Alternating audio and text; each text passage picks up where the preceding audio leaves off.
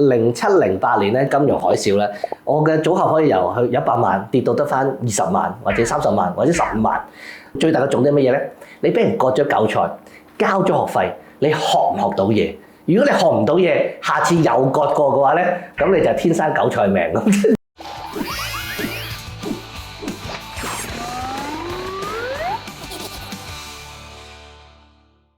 Hello， 大家好，又翻到嚟華盛證券嘅 YouTube Channel《韭菜生存學》嘅第2集，依然都係溫傑嘉賓，比比 Kenny。Hello， 大家好。好多名啊，係啊，咁啊講得咁多名就知道網民對你好熟悉啦。咁啊上一集講咗好多你嚟緊對於市況嘅一啲睇法啦。我哋韭菜生存學當然要挖嘉賓最深處嘅一啲投資經驗啦。咁啊少不免分享嘅，因為你第一集咪誤以為係因為啲人覺得你係韭菜先請你咯。我以為你以為我韭菜咋？唔係，不過都係要分享你覺得自己曾經成為過被割韭菜最深刻嘅一次經歷，實有嘅。好多，但係講晒出嚟嘅話，我仲使出嚟撈嘅。分享少少啦，割韭菜已經係會令到自己好深刻印象啦。其實好多時都係一啲可能係你冇預計到，即係舉個例，我做一啲細價股投資，我即係賭博㗎啦。咁1萬又好，2萬都輸晒都好啦。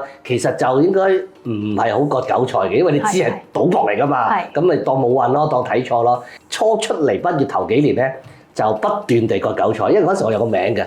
叫病態卵圖，即係嗰個年代係好興窩輪嘅。咩叫病態卵圖咧？我自己改嘅，即係我唔係睇醫生，我自己改嘅話，我一定要揸住一隻卵，冇揸住咧，我係嗰日唔知點，係啦，一定要揸住。咁唔買都得嘅，要揸住。當時都係得幾萬蚊，啱啱大學畢業出嚟，當時未有比亞迪啦，唔通話10幾20萬買一隻股票咩？所以一定係話以窩輪同埋覺得股神啊嘛，刀仔鋸大樹啊嘛，咁所以本金考慮啦，等等，咁所以太多經驗。但係如果真係講俾我問我一個最深嘅印象嘅咧，反而係08年嗰陣時，啱啱畢業幾年咧，啱啱工作比較順利啦，係有季度花紅啦，亦都冇乜錢使啦。當年唔使飲14代噶嘛，所以咧好多錢剩咧，每季都係做投資、買基金、買股票。如果大家有印象咧，06、07、08年升得好誇張，喺爆之前啊嘛，係爆之前。咁所以其實我記得應該係大概啲時候差唔多投資嘅金額都去到100萬港幣，係啦。但係當然你話。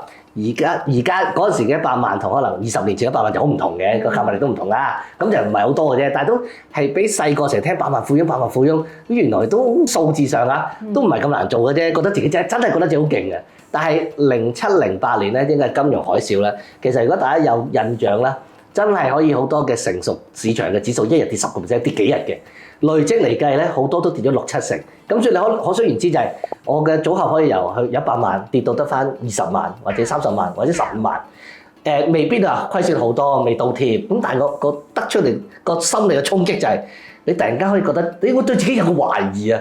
咁你會覺得好勁，變咗原來係咁樣嘅。原來個組合可以短時間裏面2、3個月冇咗7、8成嘅。所以呢一個我諗係令我將來會比較保守啲去做分散投資一個好嘅一個嘅責任。所以我成日都覺得割韭菜咧，就每個人都會被割㗎啦。即係你出嚟學任何嘢又好，都會交學費㗎嘛。最大嘅重點係乜嘢咧？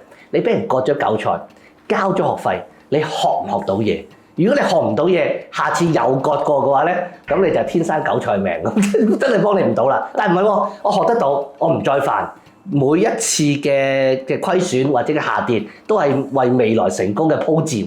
咁喂，衰啲講句，我真係做咗40年嘢啦，60歲我叫做退休啦，攞住一大嚿錢啦。咁到時先係我即係生龍活虎、耀武揚威嘅時機嘛。所以而家其實呢幾十年都係，雖然我而家冇再返工啦，好似冇乜即係你40零歲就退休，邊有說服力啊咁？但係正常嚟講都會做到50、60歲噶嘛。咁其實而家唔好介意被割韭菜，其實係一個經驗，其實係一個學習，為將來股票投資增值咧係奠下一個基礎嚟嘅。所以同埋你講嘅呢個例子咧，即係我係咪可以解讀為你當年係即係成排人一齊被割啊？係咪先？基本上都只要有冇乜人走得甩㗎，係咯，只要掂過嘅長寬或者係短倉嘅啫。但係呢個對一般投資者嚟講唔會㗎嘛。咁所以就我諗都係呢個開心嘅就係呢個特別之處，人就係咁㗎啦。即係我買咗串魚蛋跌2粒咧，好大鑊嘅。但係一齊跌咧，全部都跌咧，大家就冇所謂。咁呢個就係圍爐取暖嘅好處。咁所以如果有啲平台即係可能大家一齊可以一齊去參與嘅話咧，都係好事嚟嘅。因為本身咁想問下你，即係你覺得被防止割韭菜有冇啲咩小貼士啦？你講到呢個金融風暴呢個，即係牽涉層面好廣，好難避啊！呢啲真係。哦，咁唔係應該咁講啦。其實如果你係就算金融風暴都好，你話係咪完全唔可以預知咧？我唔夠膽講係定唔係。但係個重點係你邊個價位買先？係啦，即係我都有提過，我係比較之前去累積㗎嘛。咁所以我舉個例子，由可能30萬、40萬係我本金變咗做100萬。其實佢跌到落嚟嘅話，咁第一都係損失咗嗰個嘅盈利啫。其實就唔係好入肉嘅，呢個第一樣嘢。但係調翻轉，你遲買早唔買，我成日話揸車有 Sunday driver 啊嘛。其實我哋投資咧都有 Sunday investor 嘅，就係平時唔買嘅。當你聽到隔離嗰個咧又話，我要抽新股賺2倍啦，我唔翻工啦，我抽新股，我要投資啦。即係你根本冇嗰個知識，你係睇到個個都賺錢，你就擁落嘅市，你就知個市係去到末端啦。咁呢啲 Sunday investor 根本冇經驗冇知識，咁佢咪而喺最高位入市，佢咪俾人割得最大鑊咯。咁所以第一樣就係，就算都係俾人割一齊割都好啦，都有先後同深淺之分嘅。第二啦，如果我覺得嗰類投資係有潛力嘅話，其實我繼續揸。咁5年後、10年後，咪另一條好漢。但係如果你唔係啦，你根本對個投資係唔認識，純粹睇到市場嘅情緒做決定嘅話，你往我做啲咩？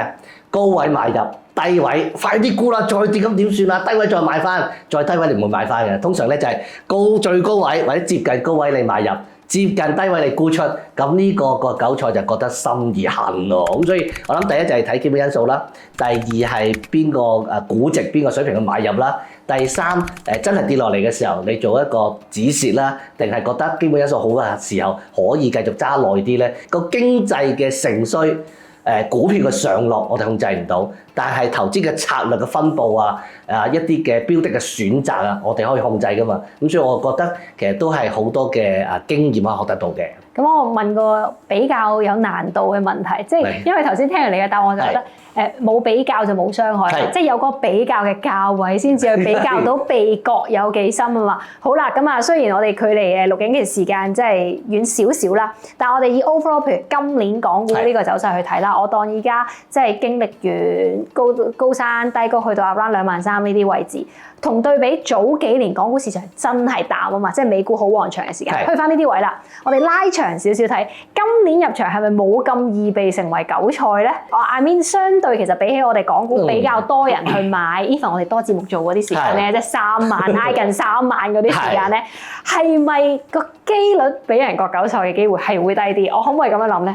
可以嘅，但係譬如今年嚟計，我都會由19,260可能去到23,000幾，其實都有4,000幾點嘅即係嘅波幅。咁你19,000點買同23,000買其實都有啲唔同。咁特別我都提過，如果大家將個恆指圖拉後少少睇過去5年嘅話咧，其實23,000、24,000唔知點解啊，係衝破唔到喎。係包括過去嗰幾隻，我叫4頂一底啦。咁所以如果你喺23,000點買，除非質量上或者結構上有啲改變啦，否則其實你飆上24,000、25,000會唔會係彈高紅啊？彈完又散啊？咁呢樣嘢就會講究竟23,000係咪一個好好買入點嘅？調翻轉你會跌到我唔知啊22,000、2,000或者係19,000咁去買以一個價值投資嘅話，假設嗰個嘅公司或者個指數個基本因素不變嘅話，理論上平啲買係着數啲嘅喎。咁所以我會話今年嘅港股其實由舊年開始咧，港股全年計都係升嘅。其實舊年有啲變化，不過你冇留意啫。咁所以第一樣嘢我會同意係好咗嘅市況，但係都要睇翻一年嘅波幅，其實平均都5,000-6,000點嘅。咁你係高嗰個點位買同低個點位咧，其實都爭好遠。另外最緊要就係講到最尾好少人，除非你話真係炒期指嘅啫，或者部分嘅衍生工具啦，你唔係買個指數嘅，你係買緊個股噶嘛。我最怕個指數係升啊，但係你買個股票可以係跌嘅喎。再進一步啦，就算以全年計，你隻股票係升都好啦，往往咧你如果你係高買低沽嘅時候咧，你都係可以虧損。所以太多可能性嘅話咧，最後只能夠講就係都係睇我哋第一集所講嘅嘢啦，揀好嘅股票係一個啱嘅價格買入，咁理論上中長線佢嘅股價會反映佢嘅價值，咁我哋應該以中長線嚟講啦，講得好保守啊，就係我哋會有一個合理嘅增長機會，但係就唔係1萬變1000萬，唔係刀仔鋸大樹。你抱住呢個心態嘅話咧，好難，即係啦。100個有1個咯，但係唔係我，係咪你？我唔知道。我希望係你，但係更加容易做得到嘅就係一個財不入急門，能夠掌握基本因素去分散投資，跟住用時間去換取呢個回報咧，似乎就更加可行啦。好啊，咁啊，我哋又係回歸翻我哋第一集有俾到嘅 tips 啊，即係好嘅股票係一個基本咯。咁而必要嘅要素咧，就係喺咩位置價位，依然都係比最 care 嘅嘢嚟嘅。咁啊，如果係咁啊，out 多啲資訊嚟聽下啦，即係因為不如排個排行榜啦，咁啊，即係韭菜排行榜，好想知道我哋由舊年至今年啦，去到依家未到年中啦，不過都差唔多啦，唔爭幾遠。有冇你覺得即係韭菜排行榜裏邊？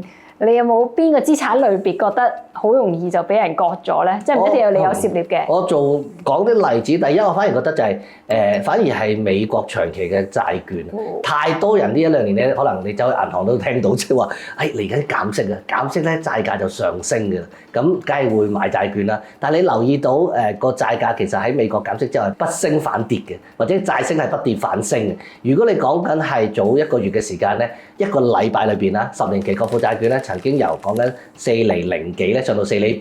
咁如果以長債嚟計嘅話咧，其實個虧損係大。即係點解我話割韭菜係一啲深刻印象嘅嘢咧？你買細價股，你預咗會係有損失嘅，即係唔好話預有損失啦。你接受有機會有損失嘅，有個風險，同埋你唔會買得太大嘅。最容易出事嘅咧就係一啲你覺得安全嘅嘢，你就會買得大。當你買得大嘅嘢，而佢真係殺落嚟咧，你可以好禁。咁你買得債券咧，都起碼10萬美金、20萬美金。咁佢如果喐10% 嘅話咧，其實都10萬、8萬港紙嘅咯。呢個嗰個嘅損失其實會大嘅。咁我呢個覺得係第一類啦。亦都我好難好短時間解釋到俾大家聽。但係呢個我覺得如果諗住股票好難投資啊，我分散投資落去債券，點知都出事。呢個對於傳統上我哋所講分散投資咧係有啲衝擊，但係短線嘅啫，中長線咧仍然可行。第二樣嘢我諗就係美國科技股咯。你呢1-2年咧，其實大家都講緊㗎啦，美股7雄啊嘛。咁但係如果以最高位同最低位去計嘅話咧，都跌得可以好勁下。即係如果譬如以部分英偉達嚟計，140蚊跌到可能係90蚊，其實都跌咗1/3，變相嗰個衝擊都大。咁但係個問題又嚟啦。你係2年前買 Nvidia 定係最高位買咧？呢個第一件事。咁第二件事啦就係你跌咗落嚟，我哋申報先，我有持有嘅。成本價112蚊，咁都跌到90蚊㗎。但係我真係對佢好有信心啊嘛，我咪繼續揸住咯。咁喺錄製呢個片段嘅時間應該120蚊到咯。咁我又跌過又升翻，咁我繼續揸住嘅。咁所以又翻嚟成日講嘅嘢就係邊個價位買咧？第二就係如果跌咗落嚟嘅時候，你對佢基本因素有信心，你繼續揸嘅話咧，其實就未必係真係最終咧會成為虧損嘅。咁但係我諗呢個即係都講好多例子，就係包括債市、包括股市，其實喺呢1-2年個市叫做唔係太差嘅情況裏邊咧，都暗藏暗湧，都有機會令你短期咧係被割韭菜嘅。咁所以就係要小心啦。冠亞軍啊，已經覺得係咪啊？我覺得可以係做冠亞軍嘅。至於你話好多人提到 Bitcoin 都話11萬落到8萬、7萬，咁我諗玩得嘅都係啲比較進取啲後生仔玩㗎嘛。我老人家玩得少啲啦。咁佢哋預咗係咁嘅話，同埋佢哋通常都真係比較有信心嘅。咁你落到8萬，好快而家都去翻10萬啦。其實理論上又係翻返嚟啦。咁冇人叫你11萬去買㗎嘛，你可以6萬、7萬、5萬去買㗎嘛。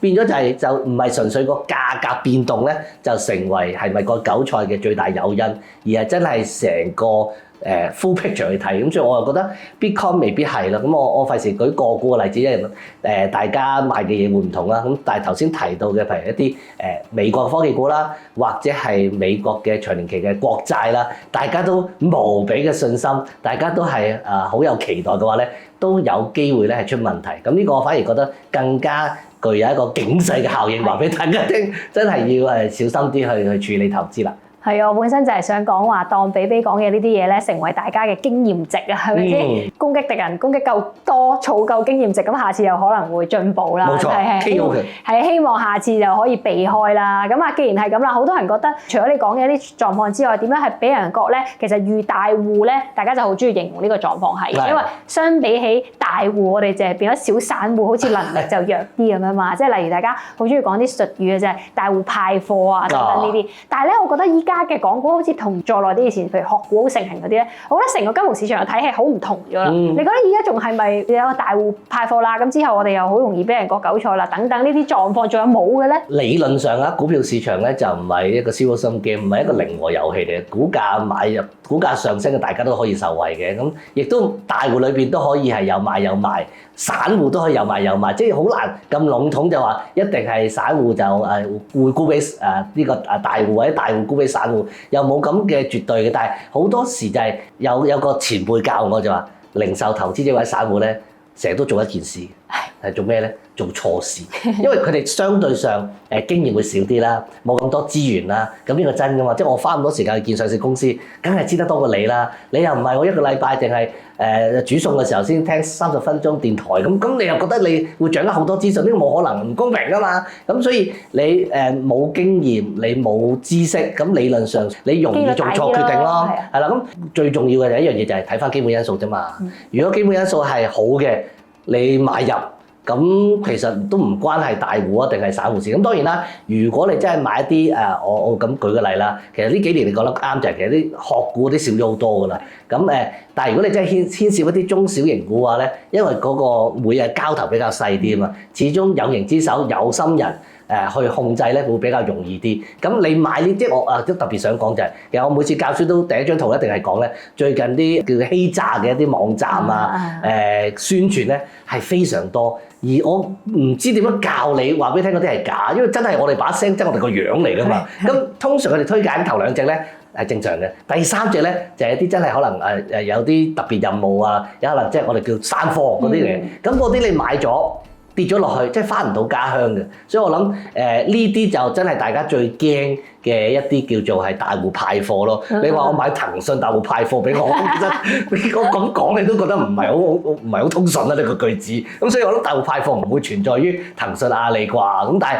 細價股咁好簡單啫，我唔係叫你避開佢，你控制住碼咯，即係睇下有冇基本因素同憧憬咯。咁所有嘅大價股都由細價股開始嘅，除非你真係過萬億市值嘅，可能係寧德時代咁樣嚟，咁啊唔同啦。但係好多都係慢慢發展嘅，變咗話完全避開咧細價股有前備股份咧，投資又唔過癮嘅。咁但係控制住碼由基本因素着手，如果真係唔得嘅嘢唔好齋炒，咁唯有呢啲就能夠避開我哋所謂嘅大戶派貨咯。好啊，估唔到我哋最後呢一集都咁有教育意義啊！因為咧我係有少少估唔到，我身邊都有啲朋友咧話，即係叫我去教育下啲細叔伯，話佢哋真係仲入緊嗰啲 WhatsApp group，我以為應該大家即係精明咗㗎嘛，係啊，咁所以比呢個呼籲係好有用㗎，希望大家真係唔好立亂做投資，即係立亂信錯呢啲咧，就係其實最容易被割韭菜嘅。呢啲真係割韭菜嘅問題。係啊，嗰個機率好大啊，咁啊大家記住要小心啦。唔該曬比啊，兩集分享咗好多咧，即係韭菜生存學嘅一啲秘訣同埋重點 tips 啊。咁中意我哋呢集節目可以繼續重溫啦，又或者 share 俾更多嘅朋友仔嘅。咁啊，我哋今集節目完啦，仲有啲咩嘉賓建議啊，或者節目建議咧，都可以留言話俾我哋聽㗎。唔該曬比，下次再見，拜拜。